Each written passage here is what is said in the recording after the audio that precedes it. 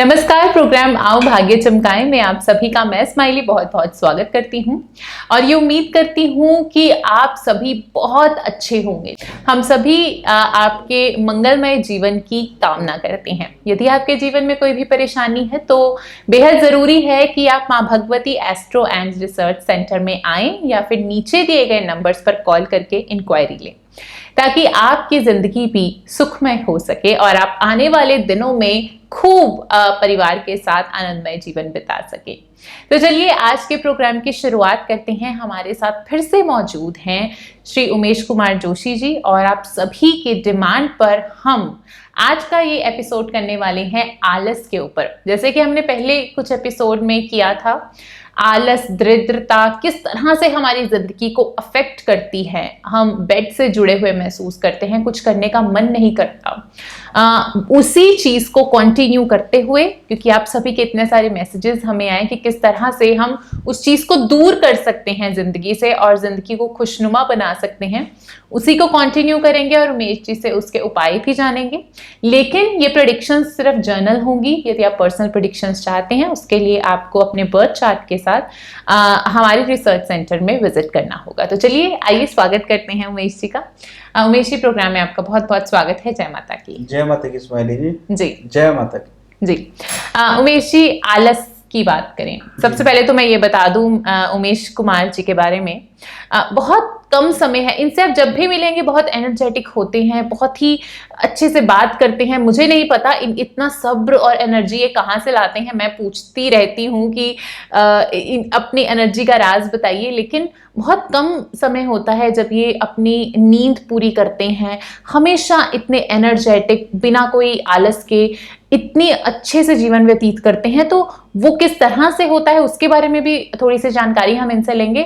लेकिन उमेश जी, हमारे दर्शकों को ये डेप्थ में जानकारी दीजिए कि किस तरह से जब आलस हमें इफेक्ट करता है, क्या क्या रेमेडीज हैं जिनको करके हम उस चीज से दूर हो सकते हैं। खास करके वो लोग जो स्टडीज से जुड़े हैं, जो स्टूडेंट्स हैं, जिनका फ्यूचर है, जो हमारे यूथ है, वो कैसे इन सब चीजों से छुटकारा पा सकता है। बिल्कुल।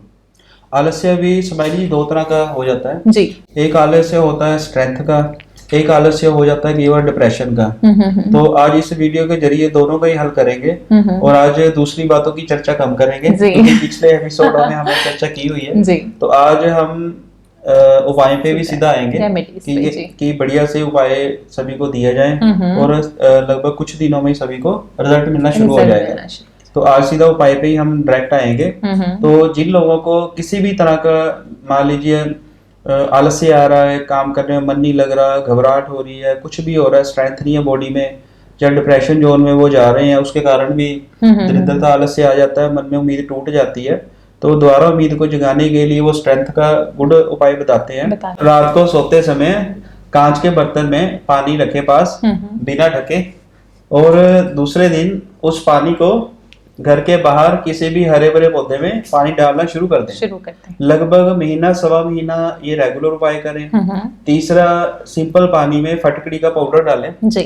और रात को सोने से पहले वो फटकड़ी के पानी का जो पाउडर मिक्स किया हल्का सा माउथ वॉश उससे करना जी। और खास माउथ वॉश करने की जो वीकली डे है, एक है बुधवार और एक है शनिवार। लगभग ये तीन उपाय ऐसे हैं कि अगर हम इसको अडॉप्ट करें तो कुछ ही दिनों में एकदम में गुड रिजल्ट मिलना शुरू हो जाएगा। बिल्कुल। और बूस्टिंग पावर लेनी है, एनर्जीज को और एक्टिव करना है, डिप्रेशन को और दूर करना है, तो पूर्णमासी के दिनों में चंद्रमा की रोशनी में कुछ समय वो जातक बैठे जिनको दिमागी तौर से डिप्रेशन आ रहा है, चिंता आ रही है, वीकनेस आ रही है, तो चंद्रमा की रोशनी में बैठना शुरू करें।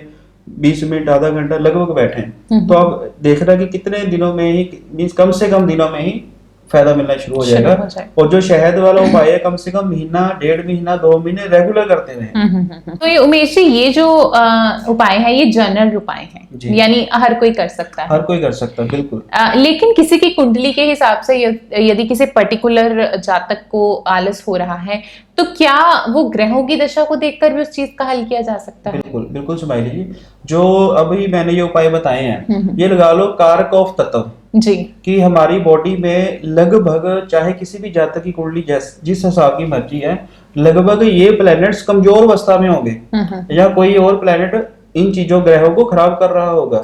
जब हम इन चीजों को लाइफ में रेगुलरिटी में यूज करते हैं तो हमारी बॉडी में जो ग्रहों के गण की पावर है वो एक्टिव होनी शुरू हो जाती है। शहद खाने से मंगल का स्ट्रांग होना जी, पानी का पास रखना, चंद्रदेव पीड़ित का रिपेयर होना, मींस ये एक बेस्ट रेमेडीज है। अगर रेगुलरिटी में हम यूज करते हैं इसका रिजल्ट तो आएगा जी। अगर और प्रीमियम रिजल्ट लेना चाहते हैं उसके लिए प्रॉपर हमको बर्थ डिटेल सेंड करें तो, और उनकी कौन सी कंडीशंस लागू होती हैं जी। मान लीजिए कुंडली का प्रभाव हमने इन उपायों के द्वारा ठीक कर दिया, जातकों को फायदा मिलेगा। लेकिन साथ में अगर मान लीजिए हम उनकी कुंडली देखते हैं, हो सकता उनका वर्चुअल खराब हो सकता उनकी गोचर की कुंडली खराब हो जी। वो बर्चा डालने पे लगभग क्लियर होता है। ये उपाय ऐसे यूनिवर्सल है कि जो लोगों को ये दिक्कत आ रही है इन उपायों के द्वारा उस चक्रव्यूह से वो कुछ समय के लिए बाहर निकल सकते हैं। जितनी देर तक ये रेमेडीज करेंगे तब तक उनको फायदा मिलता रहेगा। जब उनको ड्रॉ करेंगे छोड़ देंगे तो वो चीज फिर जो दोबारा से एबीसीडी शुरू की थी वहां से फिर परेशानी आएगी जी। यानी ये बहुत ही आम चीज है, चाहे वो शहद लेने को कह लीजिए, सूर्य की रोशनी में बैठना है, ये सब चीजें वो चीजें हैं जो हम रोजमर्रा की जिंदगी में कर सकते हैं। तो यदि आप भी इन चीजों से जूझ रहे हैं, खास तौर पर वो सभी जातक जो यंगस्टर्स हैं, बच्चे हैं जिनके बोर्ड एग्जाम्स हैं, जो सोचते हैं कि हम जिंदगी में कुछ आगे करना चाहते हैं, बढ़ना चाहते हैं, लेकिन आलस हमें नहीं छोड़ रहा, तो इन रेमेडीज को करके आप आलस को छोड़ दीजिए ताकि आप आगे बढ़ सकें, क्योंकि जिंदगी में बहुत कुछ है आलस के अलावा करने को। उमेश जी, ये हम यूजुअली आपने जैसे बताया जनरल प्रेडिक्शंस हैं, क्या जैसे अभी हम ग्रह दशा की बात करें तो किस तरह से आलस को हमारे ग्रहों की, जैसे अब नवरात्रे हैं, नवरात्रों के दिन आ रहे हैं, क्या उनमें भी कुछ खास पूजा करके अपने बॉडी को एनर्जेटिक किया जा सकता है, अपने एक कहते हैं नई स्फूर्ति लाई जा सकती है, क्या ऐसा भी कुछ है? बिल्कुल स्माइली जी, जैसे नवरात्रों के शुद्ध दिन आ गए, वैसे लगभग सभी शुद्ध दिन नहीं होते हैं, एक स्पेशल खास डेज आ गए जिसमें हमारी एनर्जी, हमारी मेंटालिटी उस त्योहार के साथ, उस हमारे रीति रिवाज के साथ वो अटैच हो जाती है। जैसे महामाई के नवरात्रे आ रहे हैं तो पर्सन जिस मर्जी जोन में हो, चाहे उसका लॉस में है, प्रॉफिट में है, उसकी एकदम में श्रद्धा महामाई के साथ टच में आ जाती है कि मेरे माँ के स्पेशल डेज आ रहे हैं, इनमें मैं क्या करूँ। तो जो लोग लगभग स्ट्रेस में जूझ रहे हैं तो उनके लिए सबसे ये है कि नवरात्रों के दिनों में अगर वो कुछ समय के लिए मेडिटेशन कर लें तो मेडिटेशन एक गुड वर्क है। मेडिटेशन का मेडिटेशन क्या रूल करती है हमारे ऊपर कि ब्रह्मांड की पावर एनर्जी को ग्रहण करना और हमारे अंदर जो नेगेटिविटी है उसके सिस्टम को अर्थ एलिमेंट करना, उसका धरती में उसकी एनर्जी का चले जाना, ऊपर से पावर का आना, बॉडी से चले जाना। अगर वो नवरात्रों में कुछ समय के लिए आंखें बंद करके मौन अवस्था में अगर मेडिटेशन करते हैं तो लगभग बहुत बड़े लेवल में वो डिप्रेशन जोन से बाहर आते हैं। गुड एनर्जीज उनको, एक्टिविटी उनको फील होती है। दूसरा, नहाने के पानी में हींग थोड़ी सी मिक्स करके नहा सकते हैं, हींग डाल के नहा सकते हैं। हींग भी हमारी ऊर्जा को पॉजिटिव करती है, नेगेटिविटी को दूर करती है। ये पुरानी विरासत ही हमारे पास है हींग की, कि जैसे किसी के मान लीजिए बेबी होने वाला है, लेडी है, पहले हींग बांध देते हैं उनके, मींस हींग एक स्टिक रेमेडीज है नेगेटिविटी को दूर करने के लिए।